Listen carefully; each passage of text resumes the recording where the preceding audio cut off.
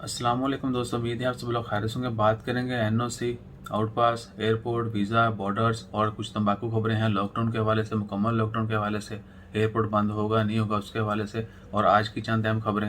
Arabian gulf में Omani समंदरों में कह लें समुद्री तूफान का जो खदशा था उसके बारे में, कार ड्रिफ्टिंग के बारे में, उसके अलावा कुछ कौमी फ़राइज़ हैं हमारे उसके बारे में, और कुछ गैर कानूनी फिश मछलियाँ जो शिकार की जाती हैं उनको सीज़ किया गया उसके बारे में। 16 अक्टूबर 2020 जुमे का दिन है। तमाम दोस्तों को आपको एक बार फिर जुमा मुबारक, और उम्मीद है कि आपका दिन अच्छा गुजरा होगा। शुरू करेंगे पहले हम आज की खबरों से।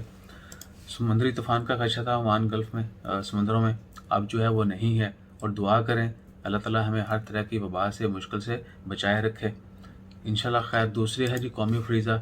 चूँकि कोरोना के वो जो है वो जुर्माने काफ़ी ज़्यादा हैं, 500 रियाल भी है, 1000 रियाल भी है, इससे कम अगर मास्क नहीं पहनते तो 100 रियाल जुर्माना है। तो आप सबसे रिक्वेस्ट है कि एक तो खिलाफ वर्जी ना करें, और गवर्नमेंट की तरफ से कहा गया कि अगर कोई बंदा खिलाफ वर्जी करता है तो दूसरे शहरी का, यानी अगर मैं कुछ खिलाफ वर्जी कर रहा हूँ तो आपका फ़र्ज़ बनता है कि आप गवर्नमेंट को इत्तला करें ताकि उसको पकड़ा जा सके, उसके खिलाफ कानूनी कार्रवाई की जा सके, उसको जुर्माना जो है वो किया जा सके। तो इंशाल्लाह खैर।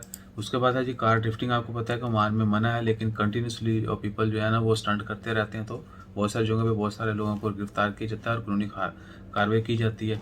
इसी तरह रिसेंटली साउथ बाथना में एक बंदे ने कार ड्रिफ्टिंग कह लें कि मुजाहरा किया, अपनी तरफ से तो मुजाहरा था वो किया, और उसको गिरफ्तार कर लिया गया है और उसके खिलाफ अब कानूनी कार्रवाई की जाएगी। जेल, जुर्माना, कार भी अक्सर वो लोग बंद कर दी जाती है, लाइसेंस जो है वो मनसूख कर दिया जाता है। तो इन तमाम चीज़ों से बाखबर रहिए और गवर्नमेंट को इतला करते रहिए।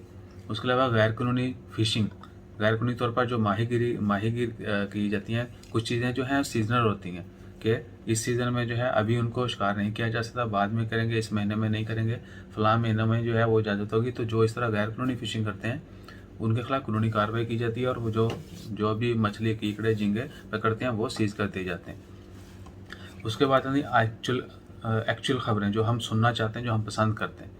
वो ये है कि एयरपोर्ट के हवाले से र्यूमर्स चल रहे हैं कि क्या एयरपोर्ट दोबारा बंद हो जाएगा। भाईजान, अगर बंद करना हुआ ओमान गवर्नमेंट ने तो वो पहले से स्प्रिंग कमेटी अनाउंसमेंट करेगी कि भाई फ़लाँ दिन से या कल से, आज से एयरपोर्ट बंद, जो जैसे जहाँ है वैसे ही वहीं पर है। तो जो अफवाहें हैं, रूमर्स हैं, तंबाकू है, उसके ऊपर यकीन मत करें। जैसे ही खबर आएगी एवरीवन विल नोस। इसमें अचंभे की बात नहीं है कि हमें पहले जानना क्यों ज़रूरी है, क्योंकि खबर होगी तो ऑफकोर्स मीडिया में आ जाएगी और हर किसी के साथ शेयर कर दी जाएगी। सो जैसे ही अगर किस मतलब अभी तक कोई खबर नहीं है, 16 अक्टूबर तक कोई र्यूमर नहीं है, कोई खबर नहीं है, सिर्फ वर्ष टाइप के ऊपर चल रहा है कि जी 28 तारीख को एयरपोर्ट बंद कर देंगे, 24 को ये हो जाएगा, 20 को ये हो जाएगा। अभी तक कोई जो है किसी भी बात में सदाकत नहीं है। अगर हुई तो इससे पहले गवर्नमेंट कंफर्म करेगी इंशाल्लाह। उसके बाद है लेट्स सपोज बॉर्डर के मतलब बहुत सारे लोग कहते हैं कि बॉर्डर ओपनिंग का तो 2 वीक पहले अनाउंसमेंट कर दी गई थी, लेकिन अभी आने जाने की इजाज़त नहीं है। बहुत लिमिटेड गाड़ियां जो हैं सिर्फ कार्गो, यानी जो शिपिंग गुड्स वगैरह, सामान वगैरह की तरसील जो है सिर्फ उनको इजाज़त है, वो भी लिमिटेड। बाकी लोग जो हैं जो ओमान में फंसे हुए हैं, यूएई के वीज़ा हैं उनके पास, जो यूएई में हैं, ओमान के वीज़ा हैं, उनको आने जाने की इजाज़त नहीं है, क्योंकि अभी तक बॉर्डर्स के ऊपर जो प्रिपरेशन है, तैयारियां हैं कोविड-19 के टेस्ट के हवाले से, यानी जब बंदा यहाँ से वहाँ से इधर आएगा या यहाँ से दूसरे मुल्क में जाएगा, मोस्टली यूएई या यमन है, तो वो तमाम जो है एयरपोर्ट के ऊपर ही उनका टेस्ट वगैरह किया जाएगा। वो तमाम तैयारियाँ अभी कंप्लीट नहीं हुई, जैसे ही कंप्लीट होती हैं तो ऑफिशियली अनाउंसमेंट कर दी जाएगी कि अब जो है तमाम लोग वो आ जा सकते हैं। जिनके लिए जो ओमान में हैं उनको अगर वापस जाना है यूएई, और यूएई का वीज़ा है और ओमान में आए थे काम के लिए, उनके लिए लाजिमी होगा अप्रूवल लें पहले से यूएई गवर्नमेंट से। अगर अप्रूवल मिलेगी तो देन दे कैन गो। और बाकी विज़िट अभी तक अलाउ नहीं है, बॉर्डर के ज़रिए विज़िट जो है वो आप नहीं जा सकते यूएई। सिर्फ जिनके पास वैलिड वीज़ा होगा उनको इजाज़त होगी, और जो 7 दिन से ज़्यादा रहेगा उसके लिए क्वारंटाइन लाजमी होगा। ये काफ़ी तफसील लंबी हो गई। तो यानी जितने अभी तक बॉर्डर पे आम आदमियों को, लोगों को आने जाने की इजाज़त नहीं है जिनके पास वैलिड वीज़ा है। उसके बाद है जी एनओसी, आउटपास और वीज़ों के हवाले से। वीज़े, तमाम नए वीज़े बंद कर दिए गए हैं, हर किसी के लिए बंद है। ऐसा नहीं है कि उसके लिए बंद है, इसके लिए नहीं, सभी नए वीज़े अभी तक बंद हैं। ना तो किसी काउंटर पे इशू किए जाएंगे, ना ही ऑनलाइन इशू किए जाएंगे। उसके अलावा है एक डिटेल वीडियो मैंने कल भी डाल दी थी कि अभी तक किसी चीज़ के मतलब कोई डिटेल नहीं है कि क्या यहाँ जो लोग हैं उनके वीज़े एक्सपायर होंगे, वो रीन्यू होंगे, वो एज इट रीन्यू होते रहेंगे, क्योंकि उनको ख़त्म करने के बारे में कोई खबर नहीं आई।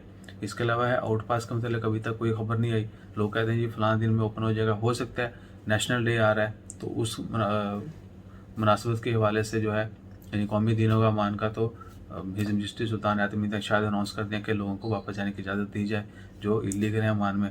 Let's see what will happen, अभी तक कोई कंफर्म अपडेट नहीं है। उसके बाद है जी आउट पास। हाँ, आउट पास हो गया, वीज़े हो गए। जो जिनके वीज़े एक्सपायर हो चुके हैं उनके लिए कहा गया कि वो मान नहीं आ सकते, यानी वो जिनका वीज़ा एक्सपायर हो चुका है, ऑफ कोर्स अगर वो उनको इजाज़त नहीं आने की तो उनका वीज़ा भी रीन्यू नहीं होगा। वो कब होगा, कैसे होगा, उसके मतलब एक अलग वीडियो में बात करते हैं। वो वीडियो बहुत लंबी हो जाती है, दोस्त बार फिर जो है ना वो नाराज़ होते हैं। सो वीज़ों के हवाले से एक अलग वीडियो में बात करते हैं कि जिनके वीज़ा एक्सपायर हो चुके हैं क्या वो रीन्यू भी होंगे या नहीं होंगे, वो एक अलग वीडियो में बात करते हैं। अपना ख्याल रखें, दुआ में याद रखें। जज़ाकल्लाह, अल्लाह हाफ़िज़।